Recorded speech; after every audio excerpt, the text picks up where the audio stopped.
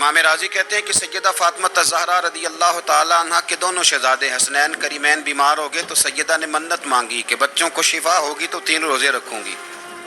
شفا ہو گئی، روزے بھی رکھ لیے. اور جب مولا علی شیر خدا روزہ رکھنے کے لیے بیدار ہوئے، سیدہ فاطمہ الزہرا بیدار ہوئیں تو امام حسن اور حسین بھی اٹھ گئے. 7-8 سال کی عمر. اماں جی ہم نے بھی رکھنا ہے. صبح کھجور اور دودھ سے روزہ رکھ لیا گیا. این افطاری کے وقت مولا علی کہتے ہیں فاقے چل رہے تھے، کہیں سے میں جون لایا تھوڑے سے. سیدہ فاطمہ الزہرا نے پیس کر روٹیاں پکائیں. وہ وقت جو بڑا مشکل ہوتا ہے افطار کا، کہتے ہیں اس وقت جب کھانے کے لیے بالکل ہاتھ آگے بڑھنے لگے اور امید تھی کہ ابھی سیدنا بلال اللہ اکبر کہیں گے تو روزہ کھلے گا، لیکن ابھی چند ہی منٹ رہتے تھے کہ دروازے پر ایک فقیر نے صدا دی. کہنے لگا سارے مدینے کے دروازے کھٹکھٹا آیا ہوں، قحط ہے، فاقہ ہے. اے رسول اللہ کے خاندان والو، میں یتیم ہوں. کسی نے بتایا ہے کہ اور کوئی دروازہ کھلے نہ کھلے سیدہ کا دروازہ تیرے لیے ضرور کھلے گا. کیا یتیم کو روٹی ملے گی؟ تو حضرت مولا علی نے بچوں کی طرف دیکھا ہی تھا کہ امام حسن ساری روٹیاں جا کے دروازے پہ دے آئے. کھجور اور پانی سے افطار ہو گیا. صبح پھر کھجور اور دودھ سے روزہ رکھا. امام راضی کہتے ہیں این وہ وقت جب افطار کا ٹائم آیا تو پھر دروازے پہ کسی نے صدا دی. کہا رسول اللہ کے خاندان والوں میں مسکین ہوں، رات سے روٹی کھائی ہے، نہ صبح کھا سکا نہ دوپہر. کسی نے بتایا ہے کہ اس دروازے سے خالی کوئی نہیں جاتا. امام حسن نے پھر سارا لنگر اٹھایا اور پھر جا کے دے دیا. تیسرا دن پھر ہوا. مجھے لگتا ہے کہ جب افطار کا ٹائم آیا ہوگا نا تو یہ خود ہی سارے دروازے پہ دیکھتے ہوں گے، یہ کوئی آیا نہیں لینے والا ابھی تک. لگتا ہے کہ نظریں دروازے پہ تھیں. این افطار کے وقت 3 روٹیاں جب جوں کی پک کے آئی تو ایک بھکاری نے صدا دی. کہنے لگا میں قیدی ہوں، آج ہی قید سے رہائی ملی ہے. پہلے دن کسی کے دروازے پہ صدا ملی ہے، دی ہے روٹی ملے گی. امام حسن وہ کھانا دے کے واپس لوٹے. کھجور اور پانی سے افطار ہوا اور جیسے ہی مسجد نبوی میں تینوں باپ بیٹا نماز پڑھنے گئے تو مولا علی کہتے مجھے بتانا نہیں پڑا. رسول کریم نے میری طرف دیکھ کے فرمایا علی تیرا، فاطمہ کا، حسن اور حسین کا 3 دن والا عمل خدا کو بھی بڑا پسند آیا ہے اور محمد مصطفیٰ کو بھی بڑا پسند آیا، بڑا پسندیدہ عمل. میں کہتا ہوں کہ حضرت فاطمہ نے نا ان کی تربیت پہلے ہی کر دی تھی 3 دن بغیر افطار کے روزہ رکھنے کی. وہ ٹریننگ گھر سے ہو چکی تھی. اب میدان کربلا میں 3 دن بھوکا پیاسا رہنا ان کے لیے مشکل نہیں تھا. حضرت جناب سیدہ زینب بنت ابی رافع کہتی ہیں کہ سیدہ فاطمہ الزہرا نا ایک دن اپنے دونوں شہزادوں کو لے کے، جب حضور کی طبیعت مبارک بظاہر علیل تھی جس میں حضور کا وصال ہوا، دونوں شہزادے لے کے سیدہ فاطمہ نبی کریم کی بارگاہ میں گئی. کہنے لگی یا رسول اللہ میرے بچوں کو کچھ دیجئے. سیدہ پاک تو حضور اٹھ کے بیٹھ گئے. اس کندھے سے امام حسن کو لگایا اور اس سے امام حسین کو لگایا اور فرمایا فاطمہ یہ جو میرا حسن ہے نا اس کو میں اپنی ہیبت اور سرداری دیتا ہوں، اور فرمایا یہ جو میرا حسین ہے نا حسین کو میں اپنی جرت اور سخاوت دیتا ہوں. میرا حسین جرت مند ہوگا اور سخی ہوگا.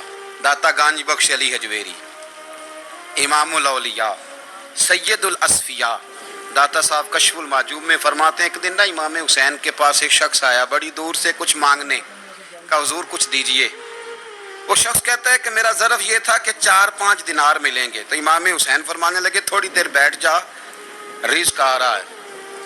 تو امام حسین کو حکومت وقت کی طرف سے نا 5 تھیلیاں ملی جس میں ایک تھیلی میں 500 اشرفیاں تھیں.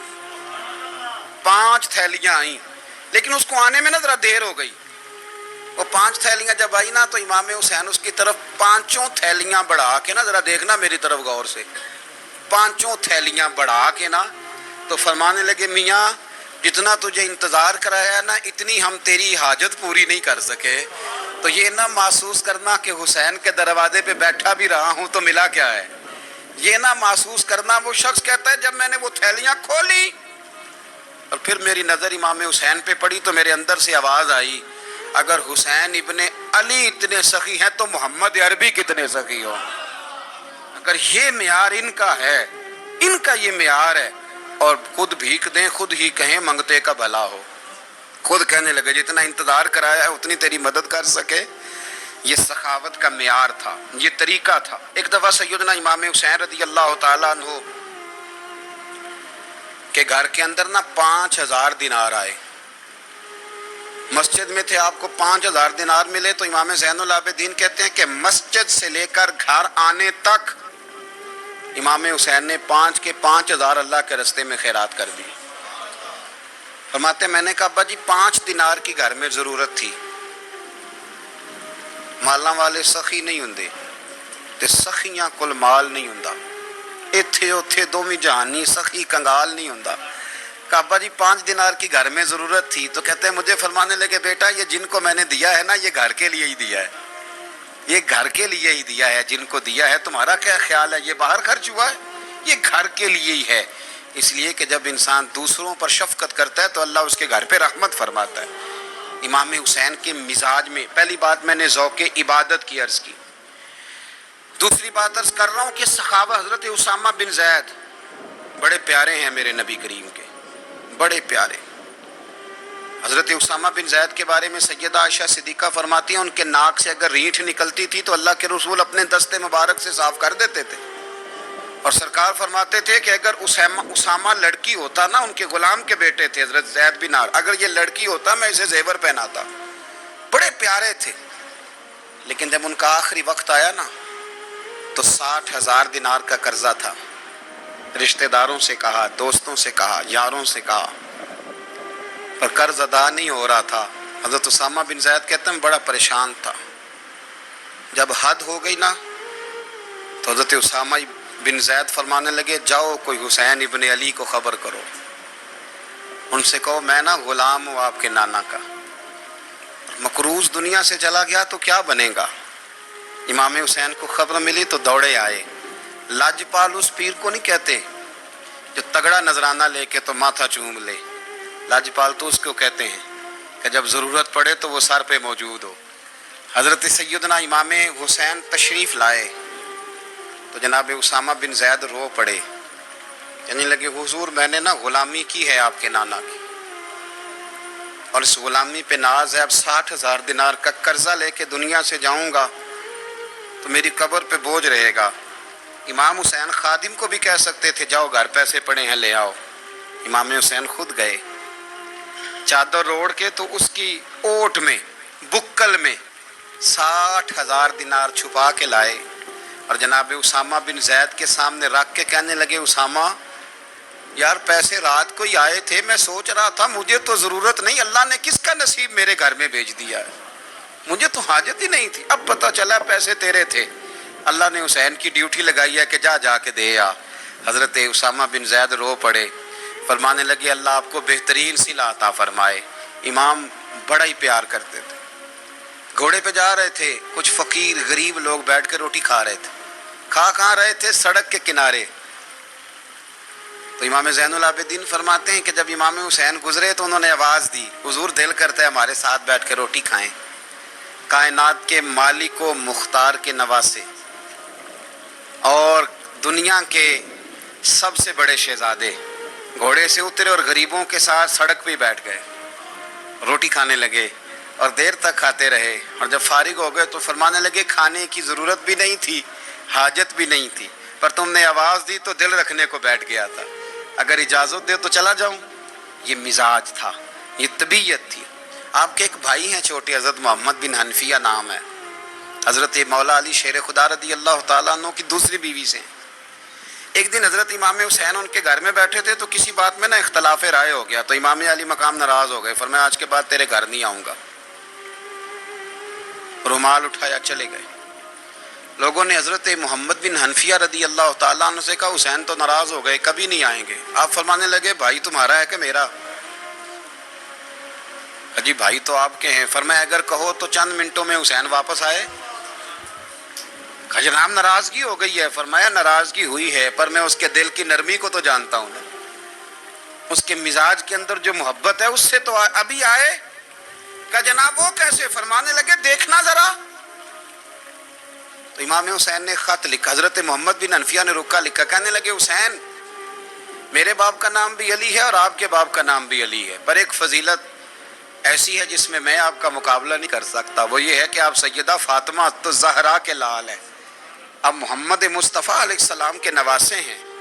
کہنے لگے بھائی جان آپ نے نانا جان کی وہ حدیث تو سنی ہوگی کہ دو لوگ ناراض ہو جائیں تو جو صلح پہلے کرے جنت میں پہلے جائے گا۔ فرمانے لگے دل میرا کر رہا تھا کہ پہلے صلح کر لوں، لیکن پھر بڑے بھائی کو پشت کروں گا جنت میں جاتے ہوئے، یہ بھی تو بے ادبی ہے نا۔ اب خط میں نے لکھ دیا ہے، آپ کا جو ارادہ ہو۔ امام حسین نے خط پڑھا تو آنکھوں میں آنسو آ گئے، پھر سے رومال اٹھایا، بچے پوچھنے لگے کہاں جا رہے ہیں؟ کہا بھائی کے گھر جا رہا ہوں۔ کہا آپ تو ناراض تھے؟ فرمایا تھا ناراض پر ہے تو میرا بھائی نا، ہو گئی بات ختم۔ بڑی دل میں نرمی، طبیعت میں سوز، لہجے میں گداز۔ حضرت امیر معاویہ رضی اللہ تعالیٰ عنہ نے ایک شخص کو بھیجا مدینہ منورہ شام سے، تو اس نے کہا میں نے امام حسین سے ملنا ہے، تعارف کیا ہے؟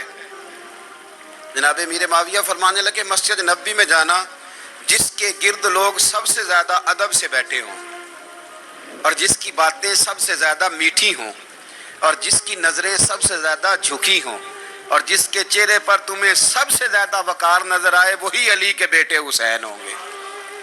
جو سب سے زیادہ تمہیں وہاں ماحول کے اندر جو شخص نظر آئے پوچھنے کی ضرورت نہیں پڑے گی۔ وہ شخص کہتا میں مدینے آیا تو میں نے واقعی ایک شخص کو دیکھا، شہد کے گرد مکھیوں کا اتنا ہجوم نہیں ہوتا جتنا امام حسین کے گرد رسول اللہ کے غلاموں کا ہجوم تھا، لیکن نظریں جھکی ہوئی، باتیں میٹھی، لہجہ گداز گداز، لفظوں میں رانائی، اور لوگ کئی باتیں پوچھتے تو علی کے صاحبزادے ایک کا جملہ بولتے تو لگتا یہ کہ وہ جملہ سیدھا دل میں اترتا چلا جاتا ہے۔ امام علی مقام کے کردار میں کچھ باتیں بڑی زیادہ تھیں، بہت زیادہ تھیں، بڑا حسن تھا۔ ایک بات تو یہ تھی امام حسین رضی اللہ تعالیٰ عنہ کا علم و فضل بڑا کمال کا تھا۔ ایک دفعہ صحابہ میں مسئلہ بن گیا کہ بچہ پیدا ہوتا ہے تو اس کا وظیفہ کیسے لگانا ہے۔ امام حسین کا علم و فضل بتا رہا ہوں، علم و فضل، تو بات بڑی پیچیدہ ہو گئی۔ حضرت عبداللہ ابن زبیر کے پاس لوگ آئے، کہنے لگے کہ آپ بڑے صاحب علم و فضل ہیں، آپ نے حضور علیہ الصلوۃ والسلام کے ساتھ وقت گزارا ہے، تو مسئلے کو حل کریں کہ بچہ پیدا ہونے کے بعد حکومت اگر وظیفہ لگائے گی تو کب لگائے گی؟ جب بحث طول پکڑ گئی، مسئلہ حل نہیں ہوتا تھا، تو حضرت عبداللہ ابن زبیر کہنے لگے ہم سے نہیں حل ہوگا، ایک بندہ ہے جس کے سینے میں رسول اللہ صلی اللہ تعالیٰ علیہ وسلم کے نور نبوت کا فیضان ہے، وہ یہ مسئلہ حل کریں گے۔ تو کہا وہ کون سے؟ آپ فرمانے لگے جب ہم سے مسائل حل نہیں ہوتے تو ہم ان کے علم سے فائدہ اٹھاتے ہیں۔ کہا کون ہے؟ کہا جناب امام حسین۔ تو لوگ حضرت امام حسین کے پاس گئے، کہا حضرت یہ ایک مسئلہ الجھ گیا ہے کہ بچہ پیدا ہو تو وظیفہ کب لگانا ہے؟ فرمایا الجھنے والی بات ہی کوئی نہیں، پیدا ہونے کے بعد جب وہ پہلی دفعہ آواز نکالے تو اس کا وظیفہ لگا دو۔ اس کا مطلب یہ ہے کہ وہ دنیا میں آ گیا ہے، اس نے اپنے آنے کا اظہار کر دیا ہے، اعلان کر دیا ہے، اب اس کا وظیفہ لگا دو۔ تو اس پر پھر صحابہ کا اتفاق ہو گیا۔ امام حسین کے علم سے، فضل سے لوگ فیض اٹھاتے تھے۔ حضرت سیدنا امام حسین کی شہادت کے بعد حضرت عبداللہ ابن زبیر رضی اللہ تعالیٰ عنہ نے قاتلان حسین سے خطاب کیا اور فرمانے لگے اللہ کی قسم تم نے اس شخص کو شہید کیا ہے جو راتوں کو لمبے لمبے قیام کرتا تھا، اور تم نے اس شخص کو شہید کیا ہے جس سے میں دن میں جب بھی ملتا تھا تو وہ روزے سے ہوتا تھا۔ تم نے اس شخص کو شہید کیا جو قائم اللیل تھا، صائم الدہر تھا، اس شخص کو تم نے شہید کیا۔ آپ کو پتہ ہے کہ میدان کربلا میں جب 9 محرم کو ابن سعد نے امام حسین سے کہا کہ جنگ کرو اگر یزید کی بیعت نہیں کرنی، تو امام حسین نے فرمایا ایک رات کی مہلت دے دو، ایک رات کی مہلت دے دو۔ حضرت امام زین العابدین کہتے ہیں میں نے اپنے والد گرامی سے عرض کی کہ ابا جی آپ جہاد سے دور جانے والے تو ہیں نہیں، آپ تو جہاد سے پیار کرنے والے، اور یہ بھی پتہ ہے مجھے کہ یہ جنگ اب ہو کے رہے گی، تو ایک رات کی مہلت دینے کا معنی کیا ہے؟ بھئی کل بھی لڑنا ہے اور رات بھی لڑنا ہے، تو ابا جی ایک رات کی مہلت۔ تو سیدنا امام حسین رضی اللہ تعالیٰ عنہ فرمانے لگے بیٹا رات کی مہلت اس لیے لی ہے کہ میں آج رات کھل کے اپنے رب کی عبادت کر لوں۔ میں استغفار کر لوں، میں لمبے سجدے کروں. اور کہا زین العابدین تو جانتا ہے نا کہ مجھے نماز سے، تلاوت سے، دعا سے اور استغفار سے بڑا پیار ہے. رسول کریم علیہ السلام نے فرمایا، جامع ترمذی میں موجود ہے، فرمایا میں جا رہا ہوں پر تمہیں دو بڑی بھاری بڑی وزنی چیزیں دے کے جا رہا ہوں. صحیح ستہ کی روایت. دو وزنی چیزیں تمہارے بیچ چھوڑ کے جا رہا ہوں، اگر ان کو تھام کے رہو گے تو کبھی گمراہی تمہارے پاس نہیں آئے گی. یا رسول اللہ وہ کون کون سی؟ فرمایا ایک اللہ کی کتاب دے کے جا رہا ہوں اور دوسرا اپنا خاندان دے کے جا رہا ہوں. اگر اہل بیت نبوت کو تھامے رہو گے، ہمارے بزرگوں نے لکھا ہے کہ یہ جو حضور نے کتاب اللہ اور پھر اپنی اہل بیت کا تذکرہ فرمایا تو اس کا مطلب یہ ہے کہ تھیوری دیکھنی ہوئی تو قرآن دیکھنا، اور پریکٹیکل دیکھنا ہوا تو علی اور فاطمہ کو دیکھنا، حسن اور حسین کو دیکھنا، ان کو دیکھنا. نبی کریم علیہ الصلاۃ والسلام کے اہل بیت منارہ نور ہیں. ان کی محبت، ان کا پیار کیوں بھلا؟ اس لیے کہ یہ وہ خوبصورت لوگ ہیں جن کو خود میرے نبی پاک نے تراشا ہے. ان کی سیرت میں جتنے رنگ ہیں وہ رسول کریم نے خود بھرے ہیں. ان کی ایک ایک بات کا خیال نبی پاک نے رکھا ہے. حضور نے از خود انہیں اپنی صحبت عطا کی ہے. زیادہ دور نہیں تھا سیدہ فاطمہ کا گھر، مسجد نبوی کے ساتھ تھا. اللہ کے رسول دن میں 2 دفعہ جایا کرتے تھے. پھر بھی کبھی کبھی فرماتے فاطمہ میرا دل کرتا ہے آج میں رات تیرے گھر میں قیام کروں. تو سیدہ فاطمہ الزہرا فرماتی ہیں کہ آمنہ کے لال اس طرح بھی میرے گھر میں قیام کرتے تھے کہ حضور چارپائی پہ لیٹتے تھے تو ایک کندھے پہ امام حسن کا سر ہوتا تھا اور دوسرے پہ امام حسین کا سر اقدس ہوتا تھا. اور فرماتی ہیں رات کو کبھی حسنین کریمین دودھ مانگتے تو میں اٹھتی دودھ دینے کے لیے، تو حضور فرماتے لیٹ جاؤ آج میرے ساتھ سوئے ہیں تو دودھ بھی میں ہی پلاؤں گا. تو محبوب اٹھتے ان کے لیے دودھ لاتے برتن سے نکال کے. حضور نے انہیں وقت دیا اور پھر ان کی چھوٹی چھوٹی چیزوں کا خیال رکھا. صحیح بخاری میں موجود ہے. تربیت پر توجہ دی. امام حسین تشریف لائے، ابھی عمر مبارک 7 سال کے قریب تھی. مسجد نبوی میں صدقے کی کھجوروں کا ڈھیر لگا ہوا تھا. چھوٹا بچہ جو ہوتا ہے نابالغ، اس پر شریعت کے احکامات نہیں آتے. صدقے کی کھجوروں کا ڈھیر تھا مسجد نبوی میں. یہ تربیت ہے، یہ ٹریننگ ہے جو اللہ کے محبوب نے خود انہیں عطا فرمائی. صدقے کی کھجوروں کا ڈھیر تھا. امام حسین حضور کے ساتھ آئے تو امام علی مقام نے ایک کھجور اٹھا کے منہ میں رکھ لی. شارحین نے لکھا ہے لگتا یہ ہے کہ کئی دنوں کی بھوک تھی، کیونکہ یہ فاقہ اہل بیت کا بڑا محبوب ہے. مجبور نہیں تھے، وہ تو خزانوں کے مالک تھے، پر غریبوں سے محبت کی وجہ سے فاقے کیا کرتے تھے. یہ ان کی پسند ہے فاقہ کرنا. تو ایک کھجور امام علی مقام نے رکھ لی تو اللہ کے رسول نے گلے میں انگلی ڈال کے نکال دی. فرمایا حسین یہ صدقہ ہے، یہ میری اہل بیت کے لیے درست نہیں ہے. حضور نے خود تربیت کی. اور پھر سیدہ فاطمہ الزہرا نے اپنے بچوں کو تراشا، ان پر محنت کی. میں اکثر گزارش کرتا ہوں دوستوں سے، میں کہتا ہوں کربلا کا واقعہ کوئی حادثاتی نہیں ہے، اس کے پیچھے پوری ایک لاجک ہے، اس کے پیچھے پورا ایک فلسفہ ہے. ایسے ہی کوئی آدمی 3 دن بھوکا پیاسا رہ سکتا ہے؟ کسی آدمی کو صبح اس نے کھانا کھایا اور شام تک کھانا نہ ملے تو ٹانگیں کانپتی ہیں. رمضان المبارک میں عبادت کی نیت سے روزہ رکھنے والے بھی شام کو بڑے پریشان ہو جاتے ہیں. اور مسلسل 3 دن کھانا نہ کھایا جائے اور پانی نہ پیا جائے، اور حال یہ ہے کہ وہی آدمی تلوار لے کے میدان میں نکلے اور اس کی حالت یہ ہو کہ لوگ اس کے آگے دوڑنا شروع کر دیں. ہزاروں کی فوجیں تاب نہ لا سکے. علی کا گھر بھی وہ گھر ہے کہ جس گھر کا ہر ایک بچہ جسے دیکھو وہی شیر خدا معلوم ہوتا ہے. یہ کوئی آسان ہے؟ اس کے پیچھے پوری ایک اس کے پیچھے فلسفہ ہے. امام راضی کی تفسیر کبیر دیکھیے گا. حضرت امام حسین کی وہ شخصیت تھی کہ مشکات میں حدیث ہے، نبی پاک صلی اللہ تعالی علیہ وسلم کی چچی جناب ام فضل صبح صبح گھبرائی حضور کی بارگاہ میں آئیں. عرض کی یا رسول اللہ صلی اللہ علیہ وسلم آج میں نے عجیب خواب دیکھا ہے، میں ڈر گئی ہوں. حضور نے فرمایا چچی کیا دیکھا؟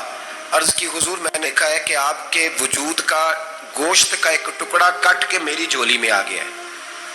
حضور یہ کیا ہے؟ تو محبوب خواب سن کے مسکرائے، فرمایا چچی یہ پریشانی والا خواب نہیں، یہ تو خوشی والا خواب ہے. اللہ فاطمہ کو بیٹا عطا کرے گا اور وہ تیری گود میں کھیلا کرے گا. چونکہ وہ میرے وجود کا ٹکڑا ہوگا لہذا خواب تجھے یہ آئی ہے. تو امام حسین پیدا ہوئے، امام حسن کی عمر ابھی 11 مہینے تھی. تو نبی پاک نے امام حسین کو جناب ام فضل اپنی چچی کی گود میں دے دیا کہ فاطمہ کے لیے دونوں بچے سنبھالنا مشکل ہوگا. وہ خواب اس طرح پوری ہوئی. امام حسین سے حضور نے بڑا پیار کیا, بڑی محبت فرمائی نبی پاک سے. کچھ حدیثیں میں نے جمعے میں عرض کی تھیں.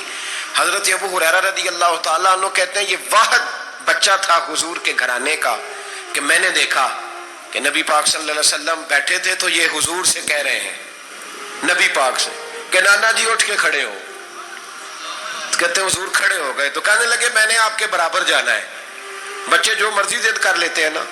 قد چھوٹا تھا, عمر 7.5 سال تھی. کہنے لگے نانا میں نے برابر جانا ہے. تو نبی پاک صلی اللہ علیہ وسلم نے ہاتھ پکڑ لیے, فرمایا چل پھر ہو جا برابر. تو حضرت ابو ہریرہ کہتے ہیں انہوں نے حضور نے ہاتھ پکڑے, اوپر کھینچا تو امام حسین نے پہلے اپنے پیر حضور کے گھٹنوں پہ رکھے, پھر نبی پاک کے سینے پہ رکھے, اور جب ان کا قد سر تھوڑا سا حضور سے اونچا ہو گیا تو محبوب فرمانے لگے چل بس کر, تو نے تو کہا تھا آپ کے برابر ہونا ہے, تو اوپر نکل گیا ہے, چل بس کر. فرماتے پھر امام حسین نے زبان باہر نکالی تو محبوب ان کی زبان چوسنے لگے, پھر ساتھ لٹا لیا اور انہیں سونگھنے لگے. تو میں نے عرض کی حضور آپ حسین کو سونگھتے کیوں ہیں؟ تو فرمایا ابو ہریرہ مجھے حسین کے وجود سے جنت کی خوشبو آتی ہے, مجھے حسین کے وجود سے جنت کی. ایک دن حضور گزر رہے تھے. اصل اس طرح تھا کہ یہ نبی پاک کا حجرہ تھا.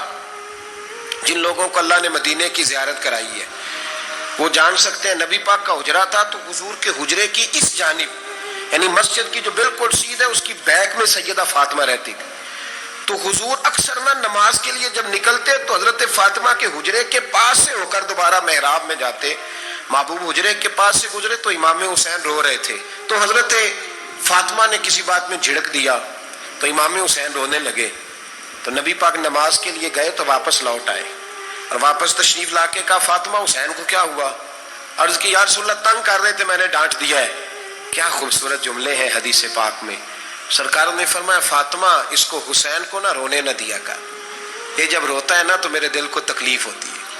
تو بی بی صاحبہ کہتی ہیں یہ حکم آیا نبی پاک کا میرے نا, پھر میں نے ڈانٹنا چھوڑ دیا. یہ ان کے فضائل تھے کم, ان کی تربیت خود نبی پاک نے فرمائی.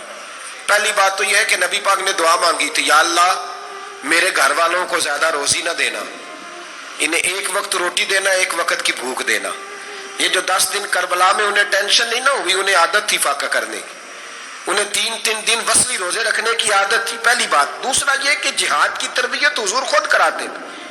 حضرت فاطمہ زہرا کہتی میں پردے کے پیچھے دیکھ رہی تھی, نبی پاک نے امام حسن اور حسین سے فرمایا چلو میرے سامنے کشتی لڑو.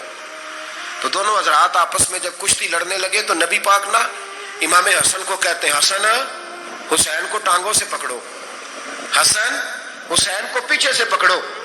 جب نبی پاک بار بار امام حسن کو بتا رہے تھے تو سیدہ پیچھے سے بول پڑی, کہنے لگی یا رسول اللہ آپ چھوٹے کو بتائے آپ بڑے کو بتا رہے. بڑا تو پہلے 11 مہینے بڑا ہے تو آپ چھوٹے کو بتائے بڑے کو بتا رہے. تو فرمایا فاطمہ تو چپ کرنا, جو میں دیکھ رہا ہوں تو نہیں نہ دیکھ رہی, ایک کو میں بتا رہا ہوں دوسرے کو جبریل امین بتا رہے ہیں. لیکن اس کے ساتھ ساتھ امام حسین رضی اللہ تعالیٰ عنہ کا جذبہ جہاد, امام حسین کی استقامت. آج لوگ ادھر ہوتے ہیں جس طرف ہوا کا رخ ہوتا ہے. آج لوگوں کی سوچوں کا زاویہ یہ ہے کہ جدھر رش زیادہ ہوگا ہم بھی ادھر جائیں گے. ہم یہ نہیں دیکھتے حق کس طرف ہے, ہم یہ دیکھتے ہیں رش کس طرف ہے. امام حسین رضی اللہ تعالیٰ عنہ نے رش نہیں دیکھا, حق دیکھا. امام حسین رضی اللہ تعالیٰ عنہ استقامت کے وہ پہاڑ ہیں, معمولی آدمی نہیں تھے. فرزق شاعر کہتا ہے کہ میں نے امام حسین سے کہا تھا, میں نے کہا لوگوں کی تلواریں یزید کے ساتھ ہیں پر دل آپ کے ساتھ ہیں, دل آپ کے ساتھ ہیں. امام حسین رضی اللہ تعالیٰ عنہ نے زمانے کے حالات نہیں دیکھے, حق اور سچ دیکھا. جتنی چیزیں انسان کو کمزور کر سکتی ہیں وہ ساری امام حسین پہ طاری کی گئیں. جتنی چیزیں, وطن چھوڑنا کتنا کو مشکل ہوتا ہے. شالا پردیسی کوئی بھی نہ تھی وے کخ جنا تو پارے. حضرت سلطان باؤ فرماتے ہیں بچو پردیسی ہونا کوئی آسان ہے؟ جس آدمی کا کسی چھوٹے سے گاؤں میں بھی مکان ہو چھوڑنا پڑ جائے تو روٹا ہے. تو مجھے بتاؤ جس نے اپنا سارا بچپن مدینے میں گزارا ہو, آج جو 1 ہفتہ مدینے رہ کے آتے ہیں ان سے واپس نکلنا مشکل ہوتا ہے. لیکن امام حسین حق کا رستہ تھا، وطن کی قربانی دی، اور معمولی وطن نہیں، مدینے جیسا وطن. اور جب کھڑے تھے نا امام حسین رضی اللہ تعالیٰ عنہ رجب میں نکل رہے تھے مدینے سے، تو کوئی شاعر کہتا ہے دور کھڑے ہو کہ انہوں نے گویا کہا تھا آقا تیرے کرم کے خزینے کی خیر ہو، میں جا رہا ہوں تیرے مدینے کی خیر ہو. امام حسین نے وطن چھوڑا، کوئی لغزش نہیں پیروں میں، کوئی نہیں. شہزادوں والی زندگی تھی، مسجد نبوی کے امام تھے، نبی کریم علیہ السلام کے روضہ اطہر پر تشریف رکھتے تھے، زمانہ حیا کرتا تھا، شان و شوکت تھی، پر حق کے لیے چھوڑا، نکل کر خانقاہوں سے ادا کر رسم شبیری. اور پھر بڑا مشکل ہوتا ہے، جس شخص کے ساتھ بچے اور عورتیں ہوں وہ تو یہ کہہ کے لڑائی سے جان چھڑاتا ہے کہ میرے ساتھ فیملی ہے، نہ ہوتی تو تجھے بتاتا. پر امام حسین کو اولاد بھی کمزور نہیں کر سکی، عورتوں کا ساتھ ہونا کمزور نہیں کر سکا. پھر امام علی بھوک کتنا مشکل کام ہے. آج لوگ کہہ نہیں دیتے کہ میں تو اس لیے گناہ کرتا ہوں کہ رشوت اس لیے لے لیتا ہوں کہ بچے چھوٹے ہیں. 10 دنوں کی کم و بیش سفر، 3 دنوں کی بھوک اور پیاس، پر حق کے رستے میں امام حسین کو کوئی چیز کمزور نہیں کر سکی. اور پھر وہ جتنی باتیں لوگ کہہ سکتے تھے وہ ساری کہیں گئیں، ساری. اور آ کے عرض کرنے لگا حضور یہ کوئی معمولی دشمن نہیں، یہ وہ ظالم ہیں جو لاشوں پہ بھی گھوڑے دوڑا دیتے ہیں. تو امام علی مقام فرمانے لگے جو شہادت کا جذبہ لے کے نکلے وہ پھر انجام نہیں دیکھا کرتا. وہ انجام، وہ جتنی چیزیں جو استقامت کے رستے میں آ سکتی ہیں وہ ساری چیزیں رستے میں آئیں، پر امام علی مقام نے کسی چیز کی پرواہ نہیں کی. آج کا مسئلہ یہ ہے کہ آج لوگوں میں استقامت نہیں ہے.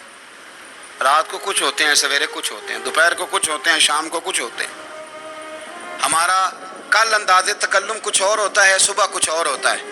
امام علی مقام میدان میں رہے، ایک میت گھر میں ہو جائے تو کئی دنوں تک آنکھ کھلتی نہیں، ہوش رہتا نہیں.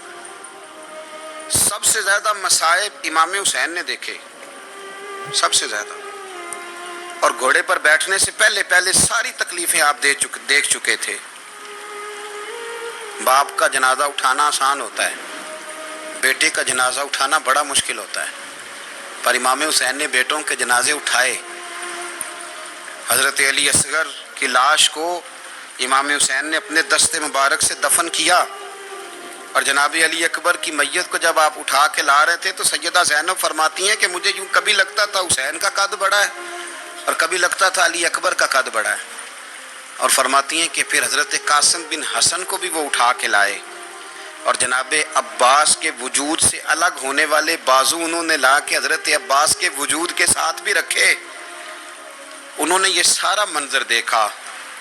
لیکن جب حسین ابن علی اپنی دفعہ گھوڑے پہ سوار ہوئے تو لگتا یہ تھا کہ ان سے زیادہ بہادر کوئی نہیں.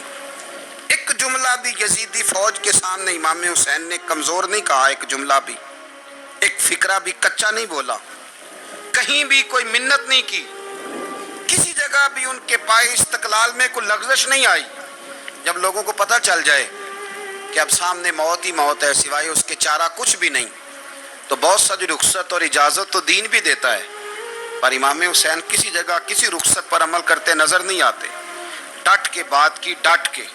اور پھر جب میدان میں نکلے، اللہ اکبر، تو ابن سعد کہنے لگا کہ اگر 2 کر کے ایک کر کے جاؤ گے تو یہ 45,000 کا لشکر سارا حسین کاٹ ڈالے گا.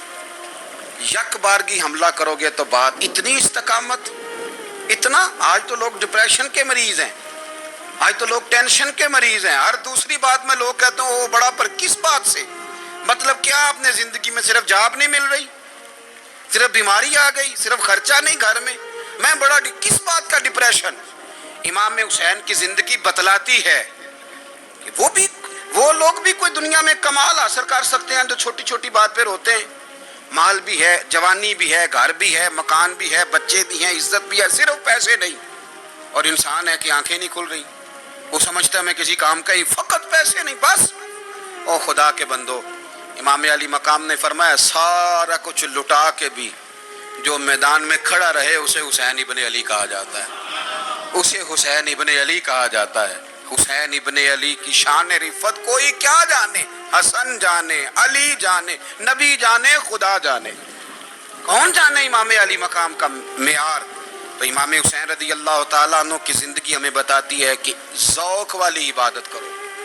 امام حسین کی زندگی ہمیں بتاتی ہے کہ جب تم سخاوت کرو تو پھر اپنی حیثیت سے بڑھ کر کرو، اور امام حسین کی زندگی ہمیں بتاتی ہے کہ دل میں کسی کے لیے کوئی بات نہ رکھو، صلح کرنے میں پہل کرو، محبتیں کرنے میں آگے بڑھو۔ اور امام حسین کی زندگی ہمیں بتلاتی ہے کہ جب دنیا میں تم نے کچھ کرنا ہے تو پھر ڈٹنا بھی سیکھو، پھر کھڑے ہونا بھی سیکھو۔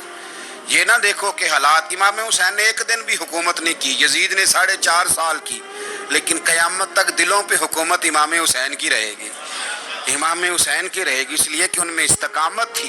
امام حسین کے ساتھ اس وقت 72 لوگ تھے، لیکن آج کائنات کا ذرہ ذرہ امام حسین کے ساتھ ہے۔ اس کا مطلب ہے وقت لگتا ہے، نظریہ غالب آ ہی جایا کرتا ہے، تو استقامت والی زندگی گزاریں۔ حضرت عمر جب نعرہ لگاتے نا تو کیسر و کسرا کانپتے، سفیر آتے روم کے ملنے کے لیے تو کہتے جاؤ عمر نفل پڑھ رہے ہیں، ٹائم کوئی نہیں۔ ایک دن اندر میٹنگ ہو رہی تھی، حضرت عمر میٹنگ میں بیٹھے تھے، آپ کے بیٹے ملنے آئے عبداللہ ابن عمر، ابا جی اندر آ جاؤ، فرمایا دروازے پہ کھڑا ہو، میں ضروری بات کر رہا ہوں، اندر نہ آنا۔ جناب عبداللہ ابن عمر کہتے ہیں میں دروازے پہ کھڑا ہو گیا، تھوڑی دیر گزری تو امام حسین بھی آ گئے۔ ایک حدیث میں، ایک روایت میں امام حسن کا لفظ بھی ہے، امام حسین آئے، آ کے عبداللہ ابن عمر سے کہنے لگے عمر فاروق اندر ہے؟ تو کہا وہ اندر تو ہے۔ تو کہا آپ کیوں دروازے پہ کھڑے ہیں؟ کہنے لگے ابا جی نے کہا ہے یہاں انتظار کرو، میں کوئی ضروری بات کر رہا ہوں، لیکن شہزادے میرے لیے کہا ہے، میرے لیے آپ جانا چاہیں تو چلے جائیں۔ امام حسین کہنے لگے امیر المومنین کوئی بات کر رہے ہوں گے، میں ظہر کے وقت مسجد میں مل لوں گا، ظہر کا ٹائم آئے گا نا تو میں مسجد میں مل لوں گا۔ یہ کہہ کے چلے گئے۔ حضرت عمر باہر آئے تو حضرت عبداللہ ابن عمر سے کہا کہ کوئی آیا تو نہیں؟ عرض کی حضور حسین ابن علی آئے، حسین ابن علی۔ تو کہا اندر کیوں نہیں بھیجا؟ کہا میں نے کہا تھا بے شک چلے جائیں، لیکن وہ کہہ رہے تھے کہ میں ظہر کے وقت مسجد میں مل لوں گا۔ تو سیدنا عمر فاروق فرمانے لگے عبداللہ تجھے تیری مار ہوئے، حسین کو کیوں واپس بھیجا؟ پھر عمر دنیا داروں کے سامنے ڈٹنا، کھڑا ہونا عمر پہ ختم ہے، لیکن جو اندر کی بات ہے نا، روح کی، جو عقیدت کی بات ہے، جو وفا کا رشتہ ہے، اس کو کون سمجھے؟ یہ جو روح کی مجبوریاں ہیں، یہ جو وفا کی مجبوریاں ہیں، اسے لوگ کیا سمجھیں؟ انہیں کیا پتا کہ مرشد کے بیٹے کے پیر چومنے میں حسن کیا ہوتا ہے؟ انہیں کیا پتا کہ جب استاد کا بیٹا گھر میں آتا ہے تو دل کرتا ہے مکان بیچ کے اسے دے دیں، اس کے باپ کی نیکیاں بڑی ہیں۔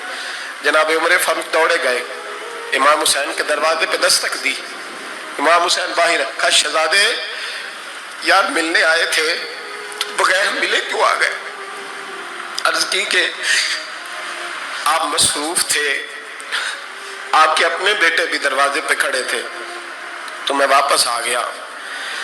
امام حسین کہتے ہیں عمر جذبات میں آ گئے، سر سے پگڑی گر گئی، کہنے لگے حسین میرے بیٹے کا اور حسین کا کیا مقابلہ؟ کیا اس کی ماں کا نام فاطمہ الزہرا ہے؟ کیا اس کی نانی کا نام خدیجہ الکبریٰ ہے؟ کیا اس کے نانے کا نام محمد مصطفیٰ ہے؟ اور پھر سر سے پگڑی اتری تھی، اپنے بال زور سے پکڑ لیے، کہنے لگے حسین میں نا مکے میں اونٹ چرایا کرتا تھا اور ڈنڈوں سے مار کھاتا تھا اپنے باپ سے، یہ جو آج ساری دنیا میں عمر کے نعرے لگتے ہیں یہ تیرے نانے کا صدقہ ہے۔ شہزادے میری وفا اور میری وفا میں جب تیرا دل کرے نا دوڑ کے آ جایا کر۔ عمر تو لوگ، ایک دن امام حسین نے آگے نا جناب فاروق اعظم سے کہا، خطبہ دے رہے تھے بچوں کی طبیعت شروع میں، پتہ نہیں کیا بات آئی امام حسین کے دل میں، کہنے لگے عمر نیچے اترو، یہ میرے نانا کا منبر ہے۔ تو حضرت سیدنا عمر سنو، کبھی میرا بھی بچہ آ جائے تو میں کہتا ہوں اس کو پکڑو یار، بچوں کو تو نہیں نا جمعوں میں مطلب ذکر کیا جاتا، اترنا میرے نانے کا منبر ہے۔ جناب عمر اتر کے نیچے کھڑے ہو گئے تو کہا جا کے اپنے نانے کے منبر پہ بیٹھ۔ تو حضرت عمر رو پڑے، کہنے لگے شہزادے میرے نانے کا منبر ہی کوئی نہیں ہے ہی نہیں، یہ منبر یہ مصلی یہ تیرے نانے کی شان ہے، میرے نانے کا کوئی ممبر نہیں، تیرے ہی نانے کا ممبر ہے۔ تھوڑی دیر کھڑے رہے تو امام حسین کہنے لگے اچھا کوئی نہیں آپ کے نانے کا ممبر کا نہیں، کہا چلو پھر میرے نانے کے ممبر پہ بیٹھ جاؤ، چلو خیر ہے، کوئی نہیں آپ کے نانے کا، کہا نہیں، تو کہا کوئی نہیں پھر میرے نانے کے۔ جب حضرت عمر بیٹھے تو بڑا شاندار جملہ کہا، فرمانے لگے میں ممبر پر مرضی سے نہیں بیٹھا تھا، مجھے ابو بکر نے بٹھایا تھا، اور پھر حسین کے کہنے پہ میں اترا ہوں، اب مجھے حسین نے بٹھایا ہے، اب کسی کی جرت ہے تو عمر کو اتار کے دکھائے، اب میں حسین کا تیری نسل پاک میں۔ اللہ تعالی ہمیں ان کے فیوز و برکات عطا فرمائے۔